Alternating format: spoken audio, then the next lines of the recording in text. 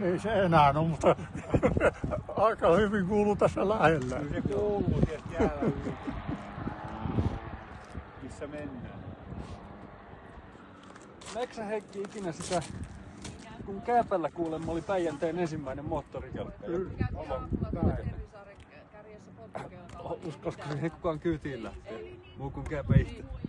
Kyllä, siinä se vaarallisempi ollut kuin muut. Joo. Jos hän oli sen omaa haastattelua. Ja jos ei sirkkelin terään pelännyt, eikö se ollut semmoinen? Se, Että ei kuulemma oikein kääntynyt, mutta... niin, joo, niin oikein. Siinä